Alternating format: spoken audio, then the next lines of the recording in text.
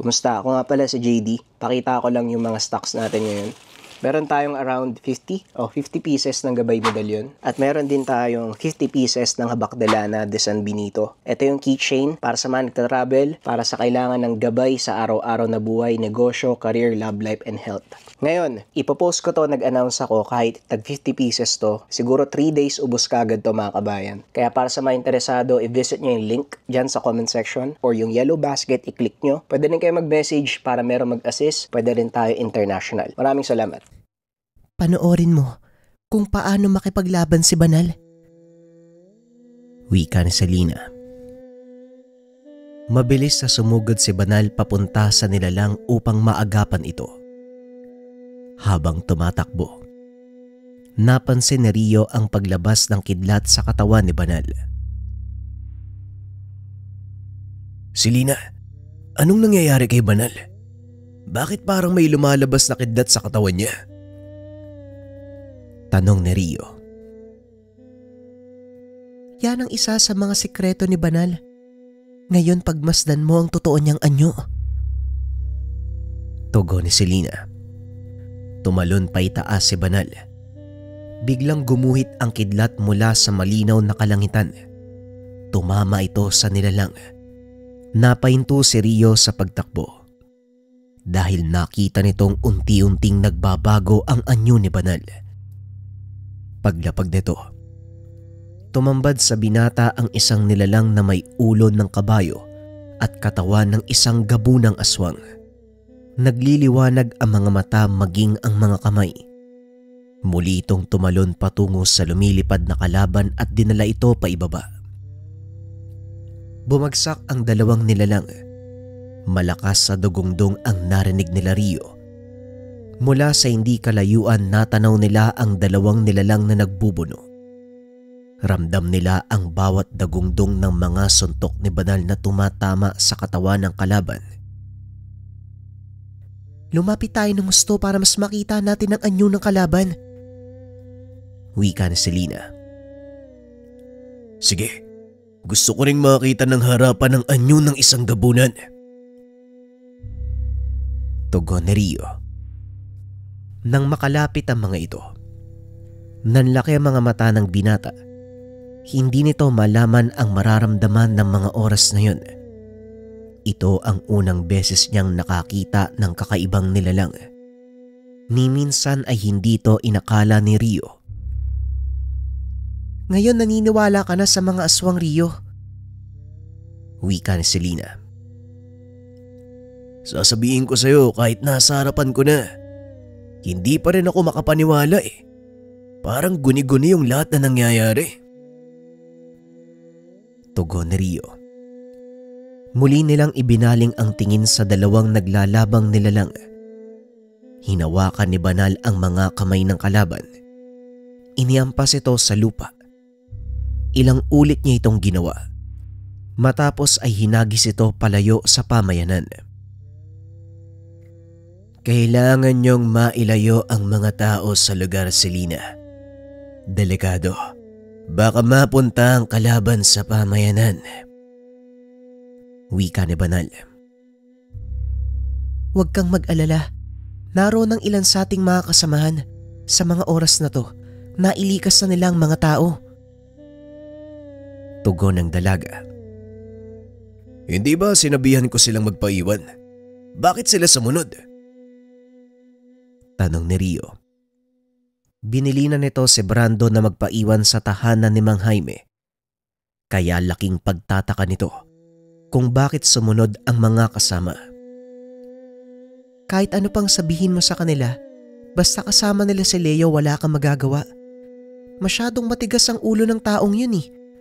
Hindi siya napipirme sa isang lugar, lalo pat alam niyang mapanganib ang ginagawa ko. Tugon ng dalaga. Napailing na lang si Rio.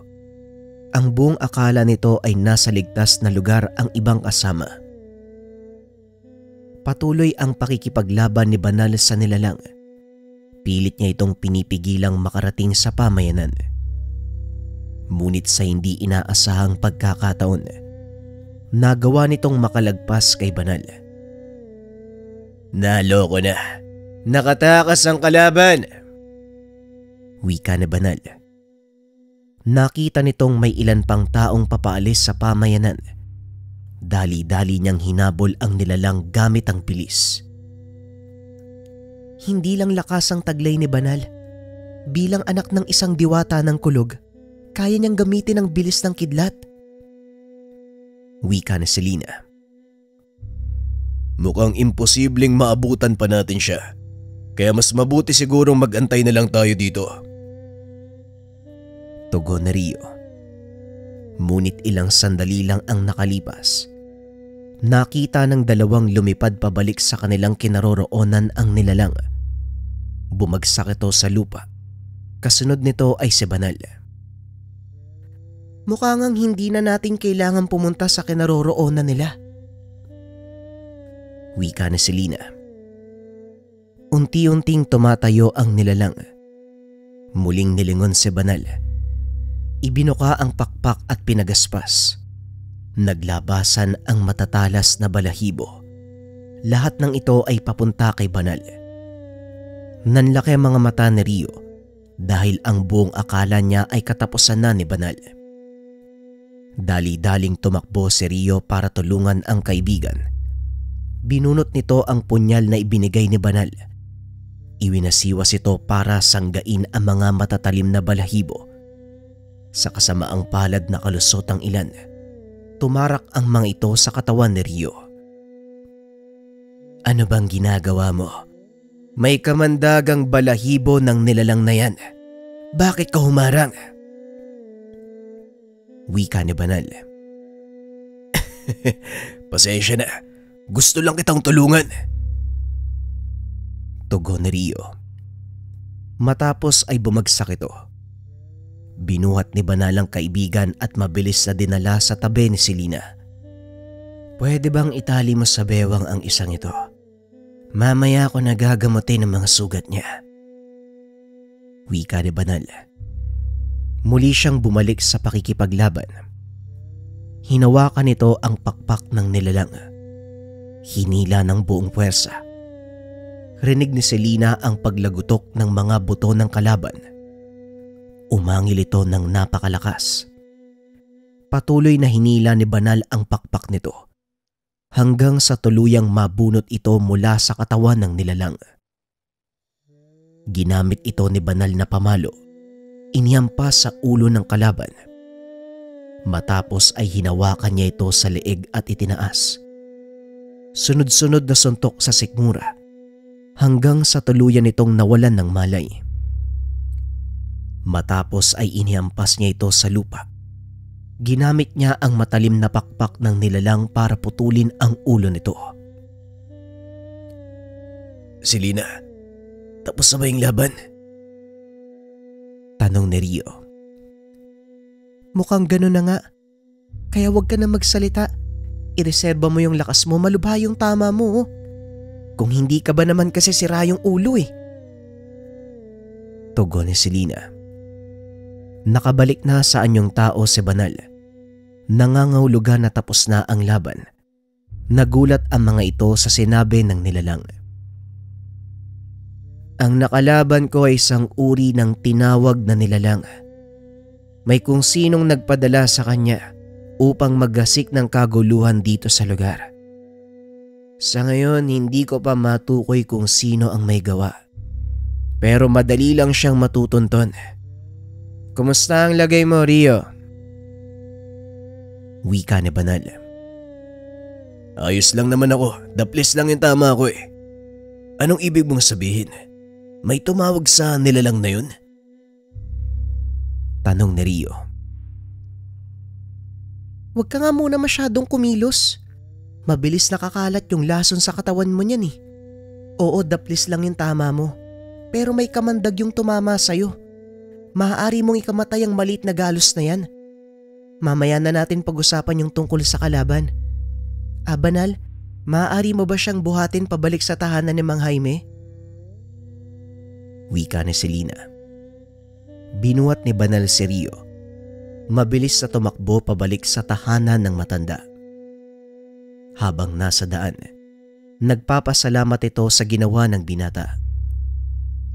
Rio, alam ko ang intensyon mo kanina kung bakit mo hinaharang ang talim na mula sa kalaban. Nagpapasalamat ako, pero hindi mo dapat isugal ang buhay mo para sa akin. Wika ni Banal. Pasensya na, Banal ha. Hindi naman ako pwedeng manood na lang habang nahihirapan ka. Mas lalong hindi ko hahayaang mapahamak ang kaibigan ko. Tugon ni Rio. Kaibigan, handa kang magbuwis ng buhay para sa isang kaibigan? Tanong ni Banal. Hindi to makapaniwala sa sinasabi ni Rio. Ito ang unang pagkakataon na may gumawa ng ganong bagay para sa kanya. Oo naman oh, kaibigan kita kahit anong mangyari. Hindi ko hahayaang mapahamak ka.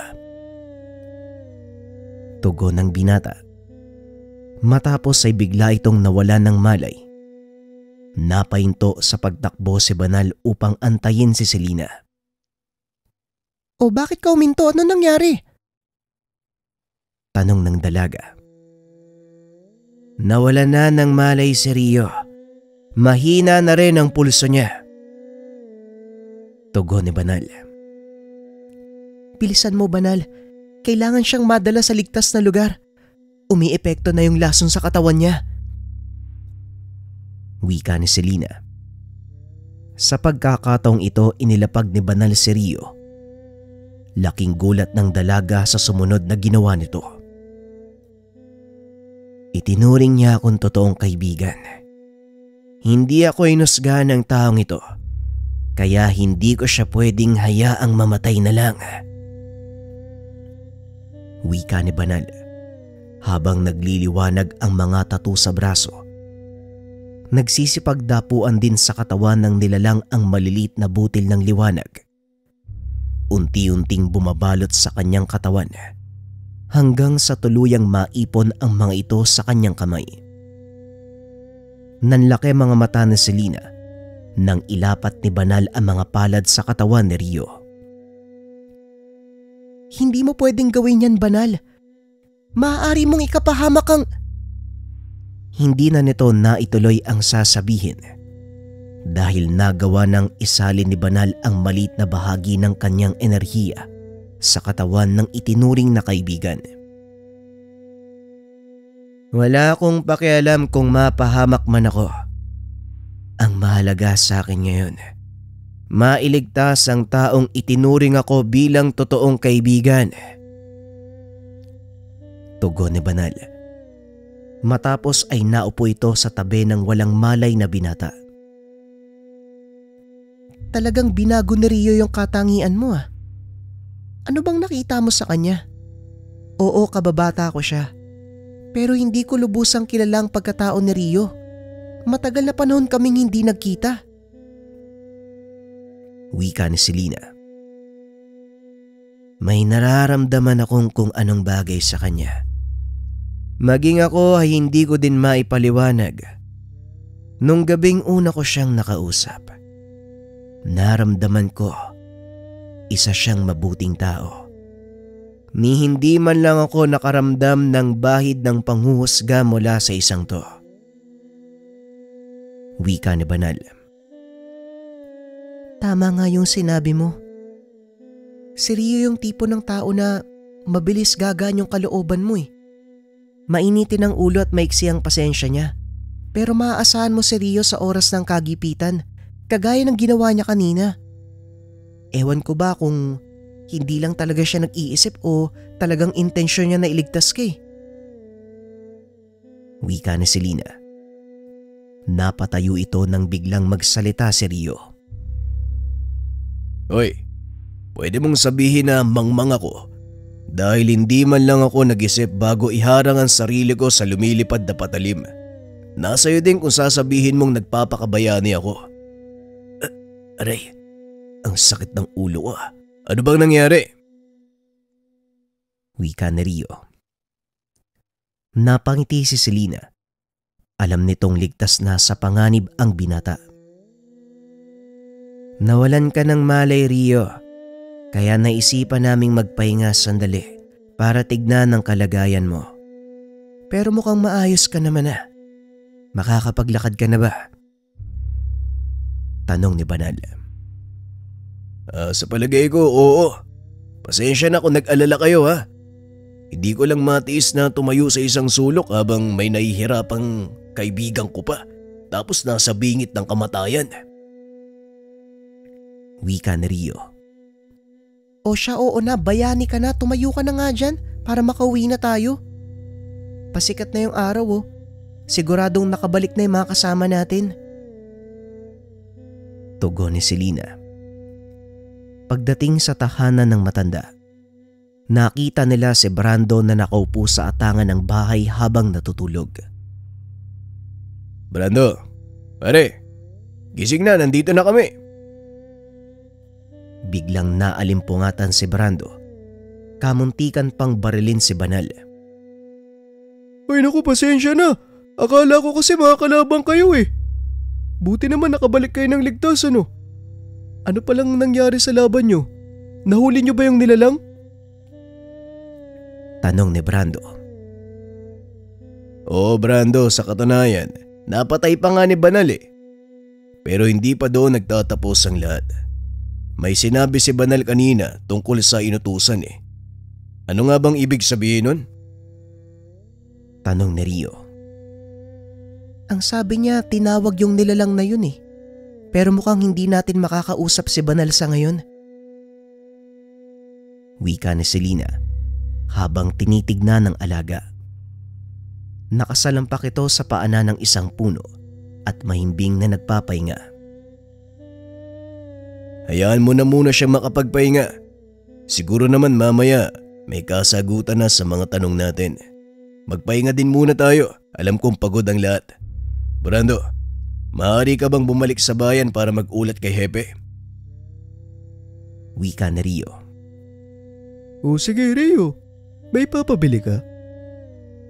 Tanong ni Brando. Oo, ibili mo ako ng magandang klase ng lambanog doon sa bayan at magandang uri ng tabako. May pagbibigyan lang ako. Tugon ni Rio. Matapos ay lumakad na si Brando. Nagpahinga naman sila Selena at ang iba pang mga kasama. Hapon na nang magising ang mga ito. Paglabas ni Rio sa silid, nakita nitong gising na si Banal habang may kung anong pinagkakaabalahan. Mabuti naman gising ka na kaibigan. Maayos ba yung pagpapahinga mo? Tanong ni Rio. Oo Rio, at salamat sa pagtatanong. Nga pala, kumusta ang lagay ng sugat mo? Tanong ni Banal. Medyo kumikirot pa rin pero hindi naman sobrang sakit. Halika na, kumain na tayo ng hapunan. Mamaya lang nandito na si Brando eh. Nagpabili ko sa kanya ng lambanog. Wika ni Rio. Napangiti si Banal dahil sa sinabi ni Rio. Walang imik ang mga ito habang kumakain. Pinakikiramdaman ni Selena ang kinikilos ni Albert. Hindi ito makatingin ng diretsyo sa kanya. Matapos kumain, kinausap ni Selena si Rio patungkol sa kahina-hinalang kilos ni Albert. Hindi ba nagkasagutan kayo ni Albert nung una tayo magkita? Tapos marami pang nangyari? Sabihin mo nga, anong tingin mo sa taong yan? Wika ni Selena. Basta nasabi ko na yun noon, di ba? Hindi maganda. Pero bakit ako yung tatanungin mo? Kayo yung magkasama niyan eh. Tugon ni Rio. Baguhan lang kasi si Albert eh. Ilang buwan pa lang siya sa departamento ko, kaya kung mapapansin mo, hindi ako gaanong nagtitiwala sa kanya. Hindi ko sinasabi yung mga importanteng bagay. Hindi ko rin kabisado yung ugali niya, kaya nga ako nagtanong sa'yo eh. Matagal ka ng pulis. Alam kong matutukoy mo kung may hindi magandang binabalak ang isang tao. Wika ni Selena. Tama ka. Hindi nga maganda ang kutob ko sa taong yan. Pero wala kasi akong patunay kaya hindi ako basta-bastang nanghuhusga. Andun na yung pagiging mapagmataas niya pero bukod dun, wala na akong masasabi pa. Tugon ni Rio. Maya-maya lang ay dumating na si Brando. Humahangos itong lumapit kay Rio. Mabuti naman nakarating ka na. Bakit ba ang tagal mo? Tanong ni Rio. Hindi ka maniniwala sa sasabihin ko. May natagpo ang bangkay sa tabi ng lawa eh. Walang tanda ng kahit anong pinsala at ang nakakapagtaka, hindi tumigas yung katawan niya eh.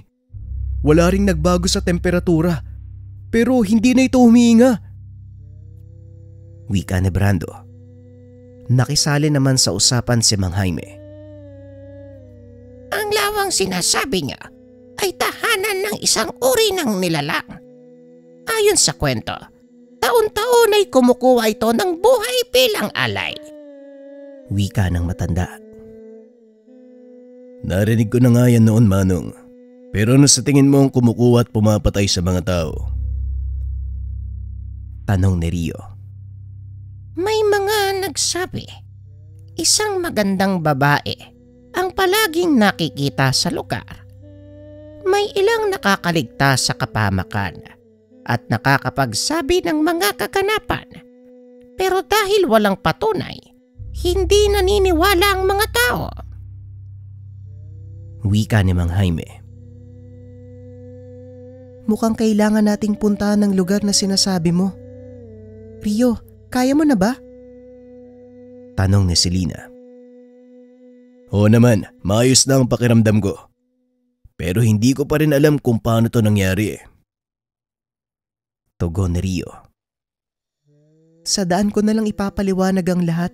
Kailangan nating magbadali bago kunin ng mga pulis ang bangkay. Wika ni Selena. Hindi pa nila kukunin yung bangkay eh. Aantayin pa ng kapulisan yung mga mag-iimbestiga.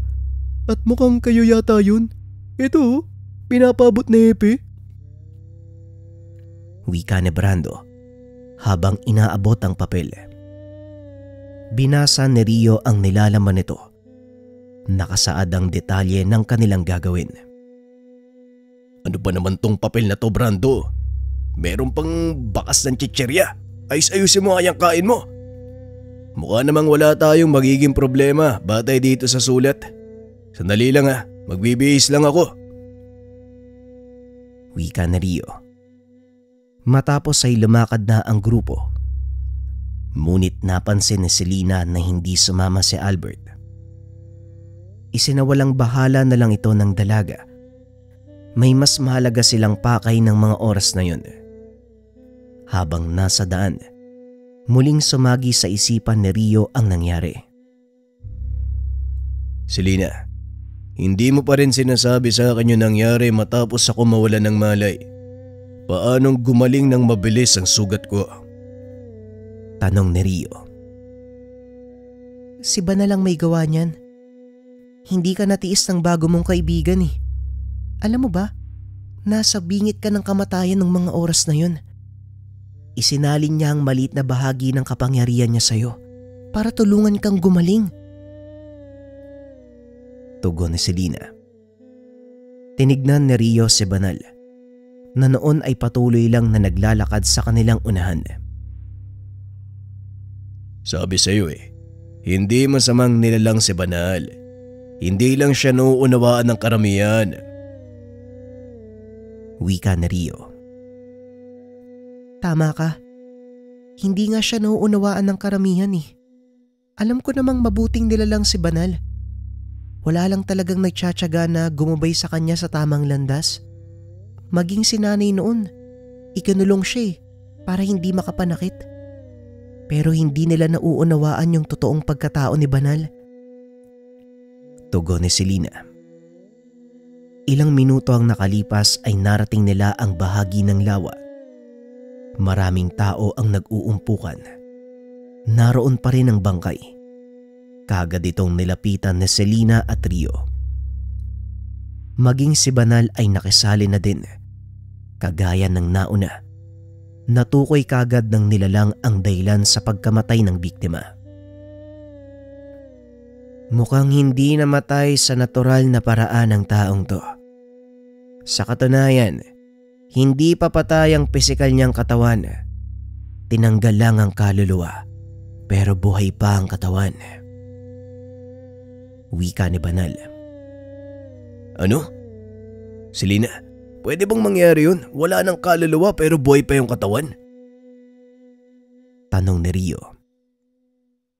Oo, posibleng mangyari yun. Ang tawag sa kasong yan ay astral ng paglalakbay. Umaalis sa katawan ng isang tao o nilalang ang kanyang kaluluwa upang maglakbay. Pero iba ang isang to eh. Sapilitang hinugot ng kung sino yung kaluluwa niya. Wika ni Selena. Naging malaking palaisipan para kay Rio ang kaganapan dahil bago sa kanya ang lahat ng ito. Yung unang kaso, bangkay na kinain yung lamang loob. Ngayon, bangkay na hinugot ang kaluluwa. Ay nako, ano naman kaya yung susunod? Kaluluwang pinatay? O di kaya to si Brando kuna ng pagkain? Ay nako naman no. Tanong ni Rio. Natawa si Selena sa sinabi nito. Maligayang pagdating sa departamento ko, Rio.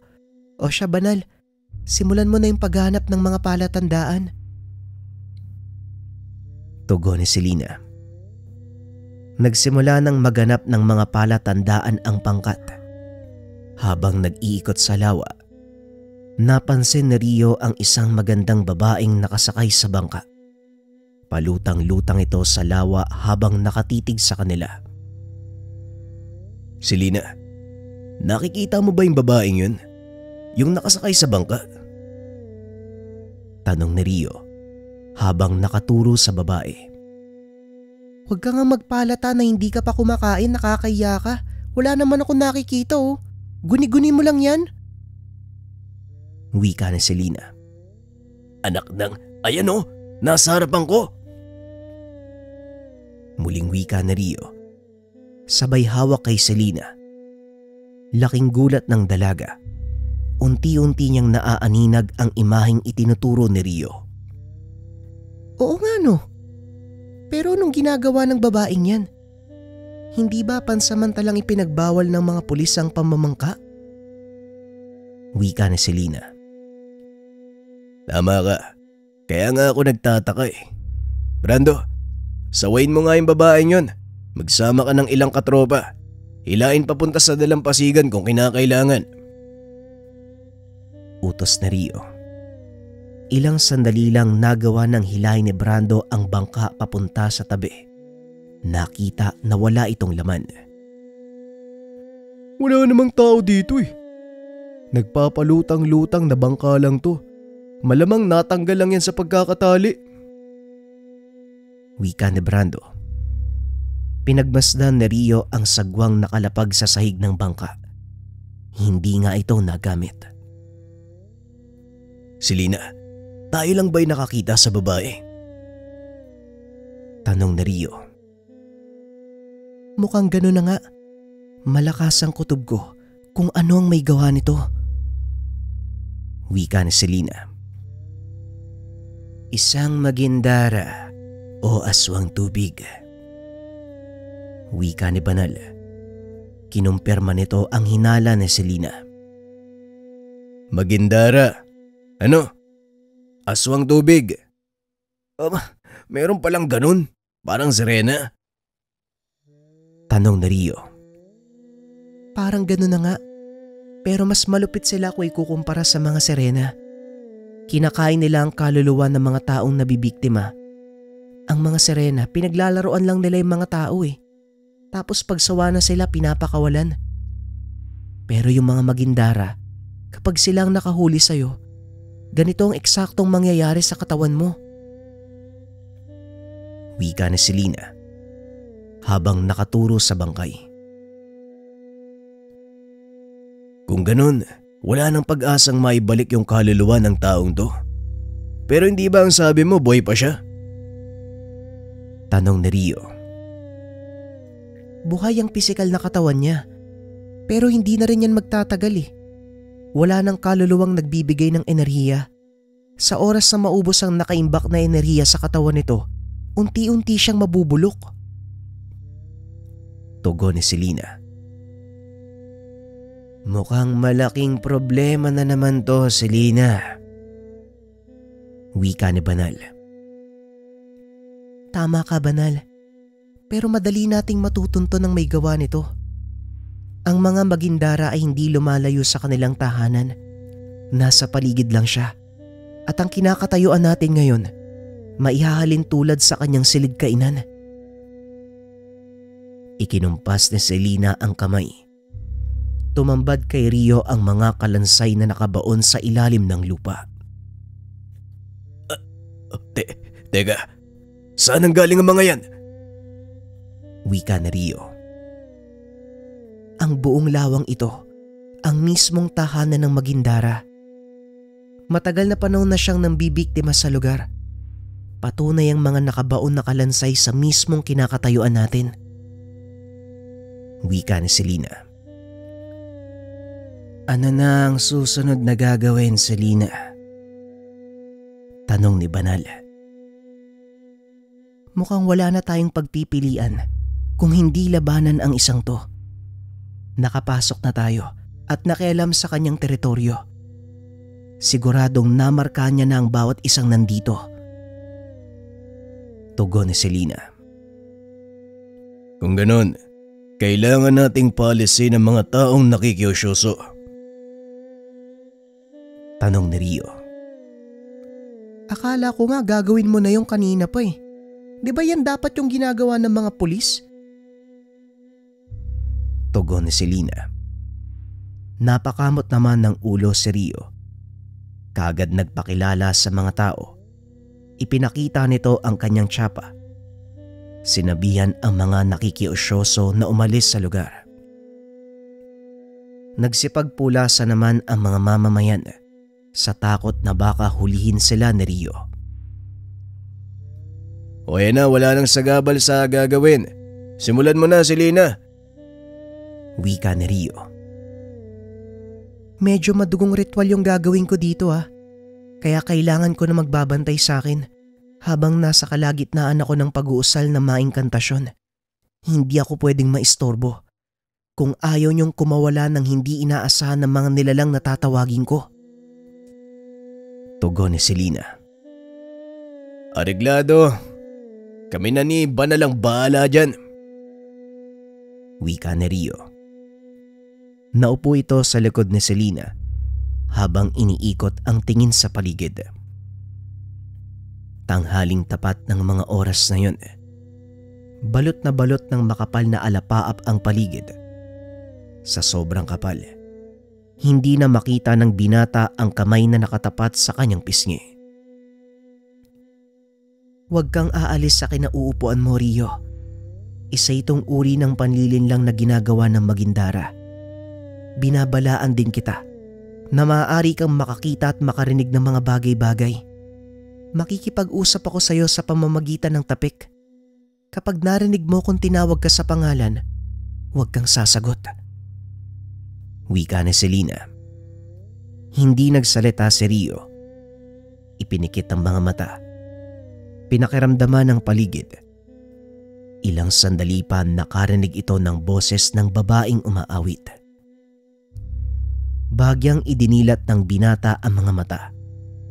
Kaso nga lang wala pa rin itong makita sa sobrang kapal ng alapaap. Muling pumikit si Rio. Maya-maya pa ay narinig niya ang boses ni Banal. Rio, tumayo ka na dyan. Tapos na yung ritual. Biglang dumilat si Rio. Hinanap nito si Banal. Sumagi sa isipan ng binata ang sinabi ni Selena.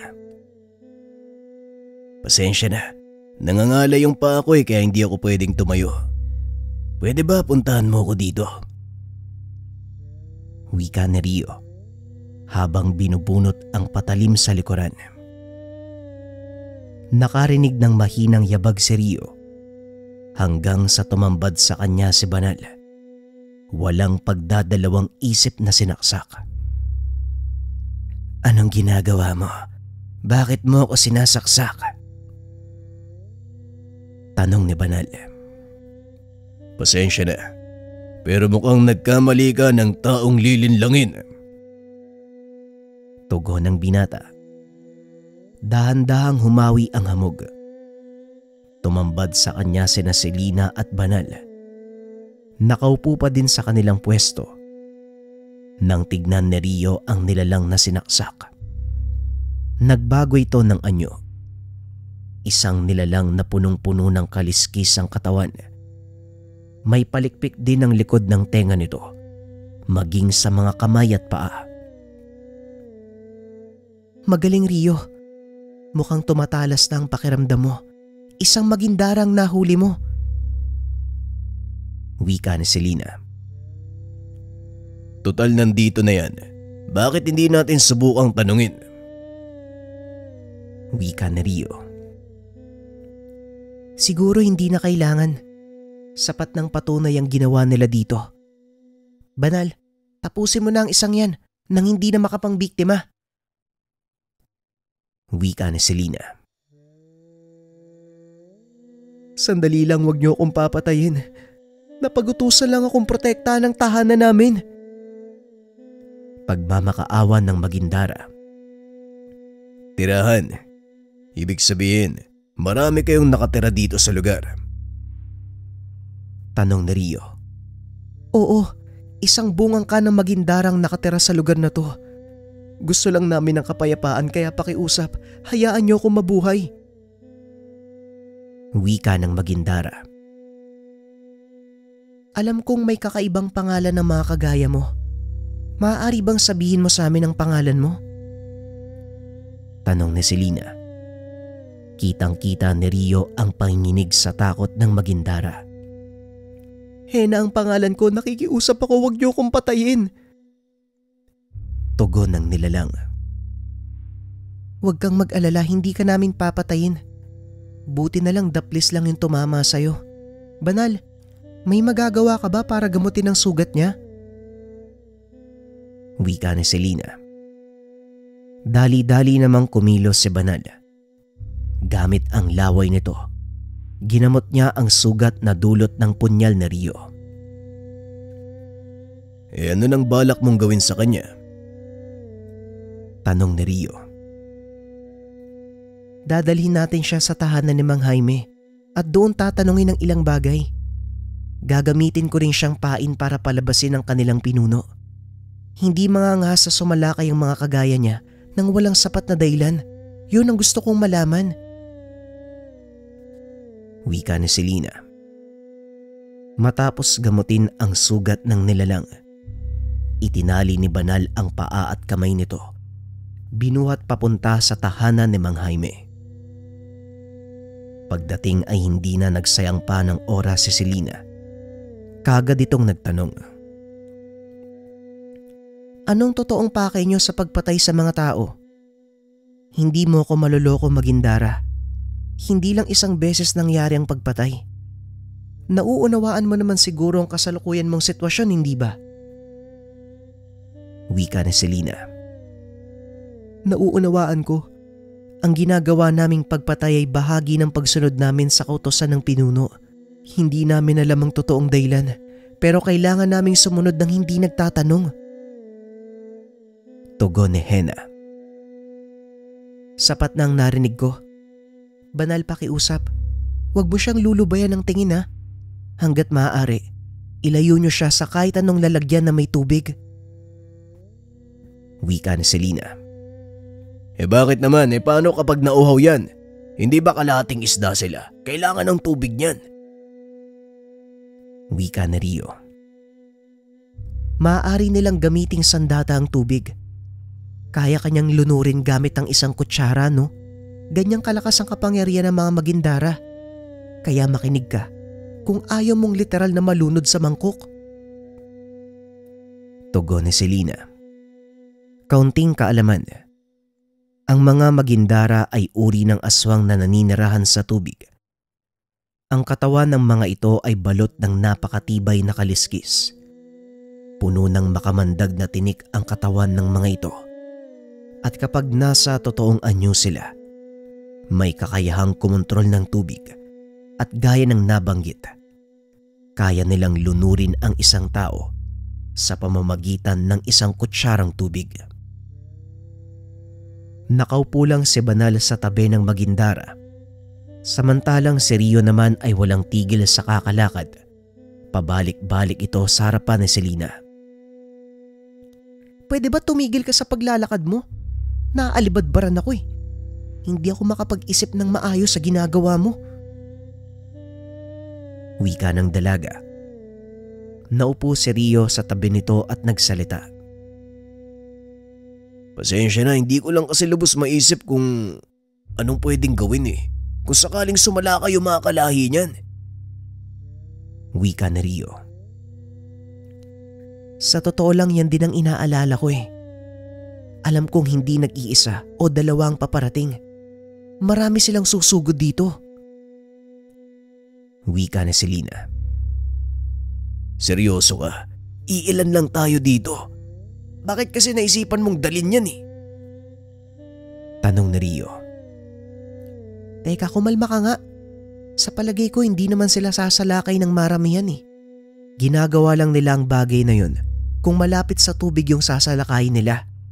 Nasa tuktok tayo ng bundok oh. Kaya limitado lang ang puwersa. At sa inala ko, pinuno lang nila ang darating para kunin ang kanyang anak. Tama ba ako, Hena? Wika ni Selena. Nanlaki ang mga mata ng Magindara sa sinabi nito. Paano mong nalaman na anak ako ng pinuno ng mga Magindara? Tanong ni Hena. Hindi nagsisinungaling ang mga marka sa katawan mo.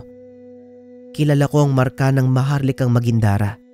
Kaya magsalita ka. Anong pakay nyo? Tanong ni Selena. Sinabi ko na sa'yo, ipinagtatanggol ko lang ang aming tirahan. At hindi mag-aaksaya ng panahon ng aking ina na sugurin kayo dahil sa akin. Mas mabuti pa kung pinatay nyo na lang ako kanina eh. Tugon ni Hena. Hindi namin pwedeng gawin yun. May kailangan kaming malaman mula sa'yo. Kaya sana makipagtulungan ka na lang. Wika ni Selena. Paano ko makikipagtulungan sa mga taong gusto kong patayin? Tanong ng Magindara. Ipinapangako ko, walang mangyayaring masama sa'yo hanggat nandito ko. Walang gagalaw sa'yo. Tugon ni Selena. Ikinagulat ng pangkat ang mga sumunod na sinabi ng dalaga. Hindi ko alam kung nasa katinuan pa ang aking ina. Pero ipinag-utos niya ang pagpatay sa kahit sino mang mapapalapit sa lawa. Hindi naman namin ginagawa yun noon eh. Hanggat hindi kami napeperwisyo, pero ngayon, kahit pangkaraniwang mangingisda, hindi niya pinapalampas. Pagpapaliwanag ni Hena. Alam kong meron kang kakayahan na tawagin ng iyong ina. Kung dadaling ka namin pabalik sa lawa, maaari bang gawin mo yun para sa amin? Tanong ni Selena. Hanggat may papangako nyo na hindi nyo papatayin si ina, susunod ako sa gusto nyong mangyari. Sa inala ko, may kung sinong nagmamanipula sa kanya eh. Nagsimula to nung makilala niya ang isang matandang may puting balbas. Tugon ng Magindara. Lalaking may puting balbas. Nakita mo ba yung taong yun? Tanong ni Selena. Minsan ko nang nakita yung taong yun eh. Tandang-tanda ko yung itsura niya. Puti tapos mahaba yung buhok eh. May mahabang peklat sa kanang mata. Puti din yung balbas. May dalang tungkod na ahas na gawa sa kahoy.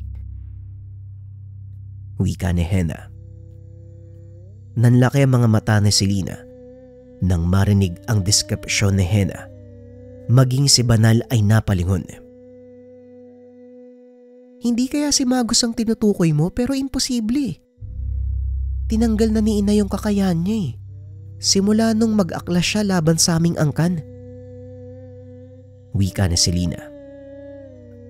Magnus, sino naman yun? Kaano-ano mo yung taong yun, Selena? Tanong ni Rio. Si Magnus ay isang pantas na may antas ng kakayahan ng isang druid. Nagagawa niyang mag-utos sa pinakamalakas na elemento para gamitin sa pansariling interes.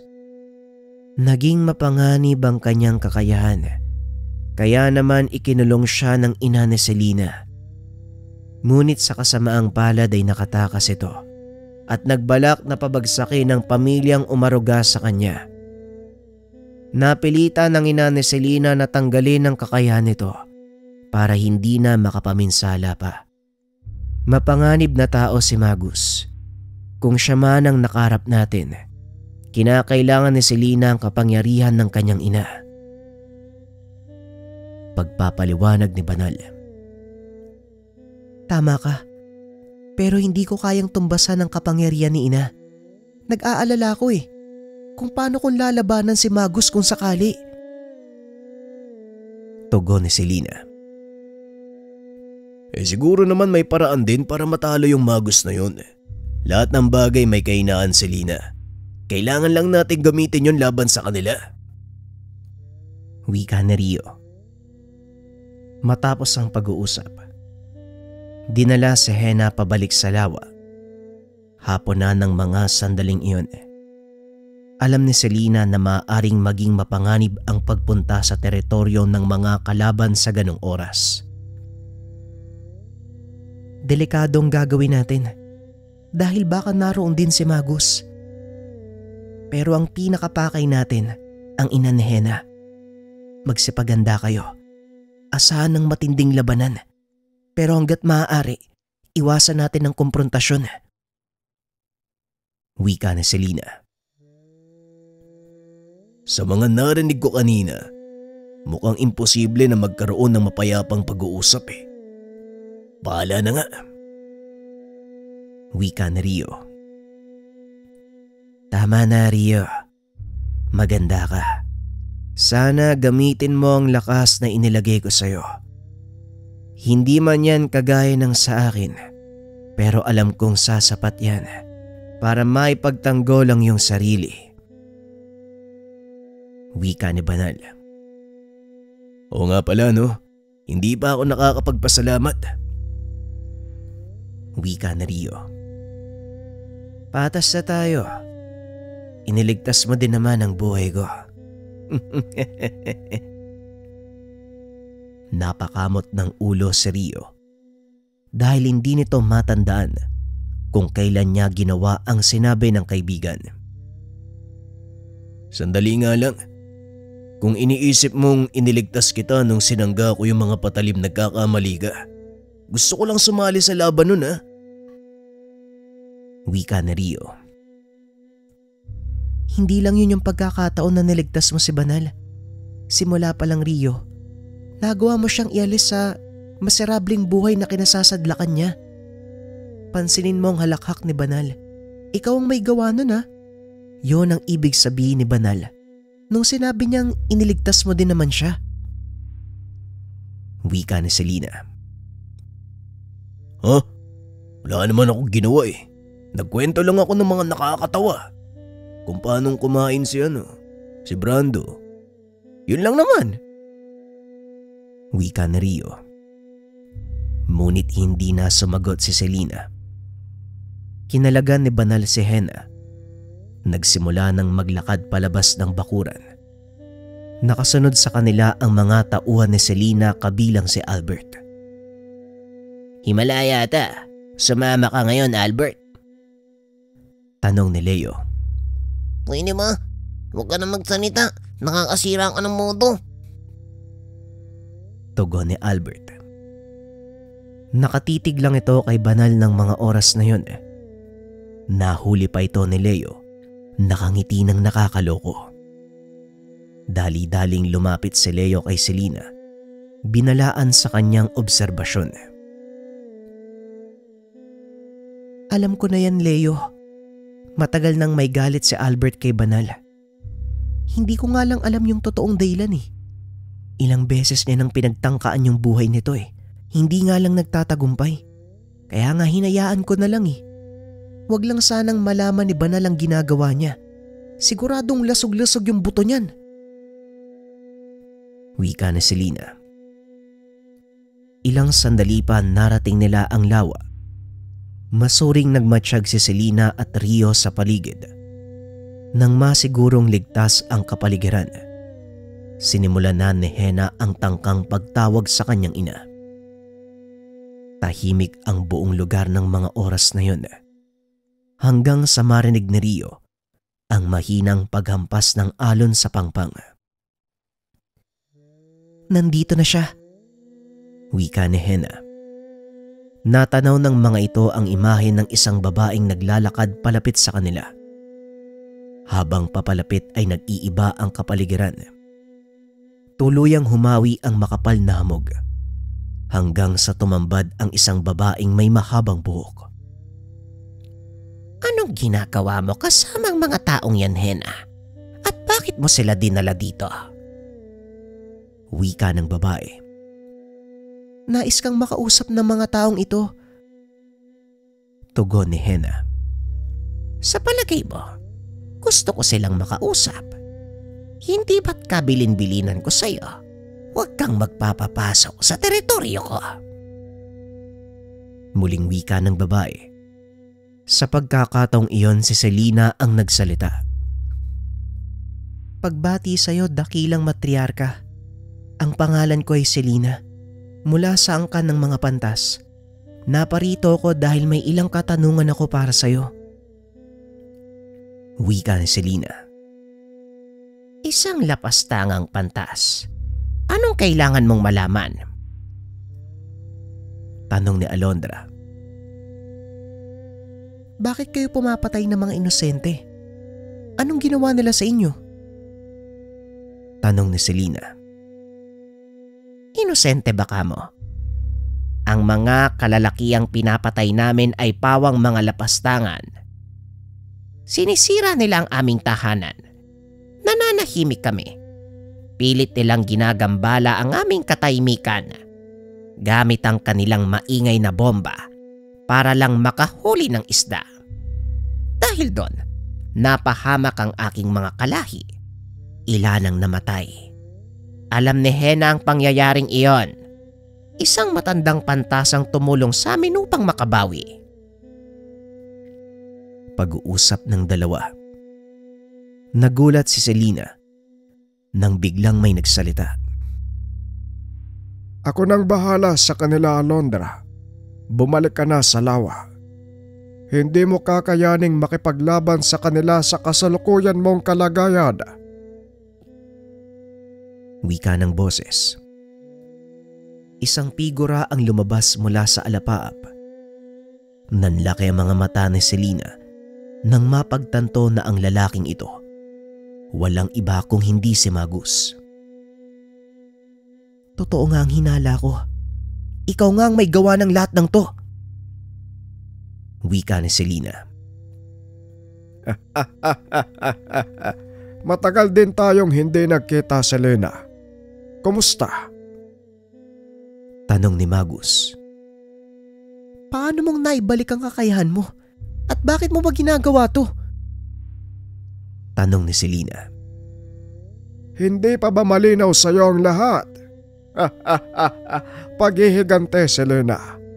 Kaso lang, mukhang nasa ilalim na ng lupa ang taong balak kong paghigantihan. Tugon ni Magus. Hindi ka pa rin talaga natuto, Magus, ano? Matapos ang lahat ng napagdaanan mo, hindi ka pa rin tumatalikod sa paggawa ng hindi maganda. Wika ni Selena. Kasalanan ito ng iyong ina, Selena. Kung nakinig lang siya sa ideolohiya ko noon, hindi na sana hahantong sa ganito ang lahat. Wika ni Magus. Nakita ni nanay na mali ang ginagawa mo at bilang punong pantas, kailangan kanyang pigilan. Ikaw ang magdadala ng kapahamakan sa sarili mo pati na rin sa lahat ng tao. Wika ni Selena. Kapahamakan? Nagkakamali ka, Selena.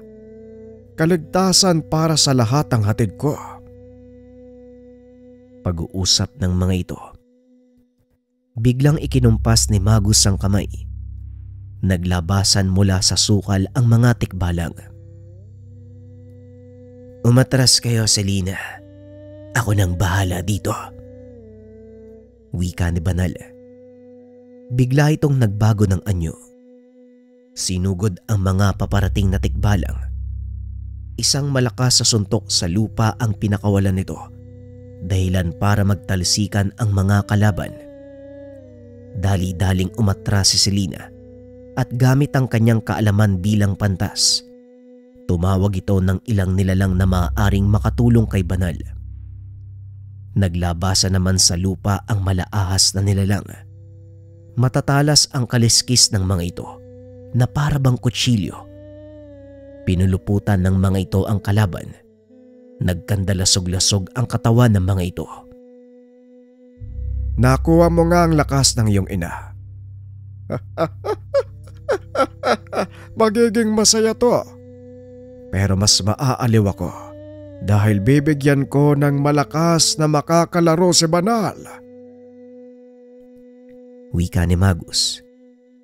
Ikinumpas nito ang kamay pababa. Bumulusok mula sa kalangitan ang malaking nilalang na may pakpak. Nanlaki mga mata ni Rio dahil ang nilalang na ito ang pinakaunang nakalaban. Paanong nabuhay yung nilalang na yan? Hindi ba pinatay ni Banal yan? Tanong ni Rio. Hindi nabuhay yung nilalang na yun. Iba na ang isang yan kumpara sa una nating nakalaban. Mag-iingat ka dahil mas malakas yan kung ikukumpara sa nauna. Wika ni Selina. Binunot ni Rio ang punyal. Tumayo sa tabi ni Banal. Huwag mo nang uulitin yung ginawa mo nung nakaraang laban. Hindi na uubra ang ganong estilo. Ngayon kung handa ka na, magsimula na tayo, kaibigan. Wika ni Banal. Tumakbo ito papunta sa nilalang. Isang malakas sa suntok ang ibinungad dito. Tinamaan ng nilalang. Nabuwal ito sa pagkakatayo. Wala ka palang sinabi eh. Wika ni Banal. Ilang sandali lang tumayo ang nilalang. Laking gulat nito. Unti-unting naghilom ang natamong pinsala. Mukhang mahihirapan tayo dito, Banal. Mukha nga, Rio. Selina, tanggalin mo ang selyo sa leeg ko. Wika ni Banal. Selyo? Anong selyo? Pag-uusap ng dalawa. Hindi na sinagot ni Banal ang tanong ng binata. Hindi pa ngayon ng oras. Masyadong delikado. Tugon ni Selina. Muling sumugod si Banal. At kahit anong gawin itong pag-atake, walang nagiging epekto sa kalaban. Nakita ko ang nakaraan yung laban. Pinag-aralan kong mabuti ang mga galaw mo, Banal. Gumagamit ka ng kulog para maparalisa ang katawan ng kalaban mo. Pero hindi yan uobra sa katawan ng alaga ko. Pagbasdan mong mabuti. Gawa sa adobe ang baluting nakabalot sa kanyang dibdib. Isang uri ng bato na hindi tinatabla ng kidlat. Wika ni Magus. Huwag kang panghihinaan ng loob, Banal. Hindi man kaya ng kuryente at kulog ang adobe. Magagawa naman itong pudpurin ng malaking maso. Tugon ni Rio. Hindi ka pa rin nagbago, no? Ang hilig mong ilantad ang sekreto ng alaga mo. Wika ni Selina. Pinaglapat ni Banal ang dalawang kamao. Paulit-ulit itong pinagbabangga hanggang sa makalikha ng malakulog na tunog. Tumabi ka, Rio. Delikado ang gagawin ko. Matapos magsalita, walang sabi-sabi itong sumugod. Tumalon pa itaas. Pinunterya ang ulo ng kalaban. Pinagsama ang dalawang kamay, inihampas sa bumbunan ng nilalang. Sumubsob sa lupa ang kalaban. Ilang beses na tumalbog ang ulo nito sa lupa. Hinawakan ni Banal ang buhok nito. Inihampas sa malapit na puno. Sa lakas ng pagkakampas, tumama ito sa gilid ng isang bangin, dahilan para lumikha ng malakas na pagyanig. Akmang tatayo na sana ang nilalang nang bigla naman itong nakita si Banal na papasugod. Tumayo ang hari ng kulog sa harap ng kalaban. Pinaulanan ito ng malalakas sa suntok. Nang humupa ang alikabok, nakita ni Rio na durog ang baluti ng kalaban, ngunit puro sugat naman ang kamao ni Banal. Hanggang sa... Maraming salamat sa pakikinig mga kabayan. Kung gusto nyong i-upload natin kagad bukas yung episode 3, comment lang ng #Hari ng Kulog. Kapag umabot tayo ng 150 comments, upload ko kagad ang next part. Nga pala, after nyong mapakinggan to mga kabayan, may upload pa ako sa Kwentong Bayan mamayang 8 PM. Pakibisita na lang. Maraming salamat.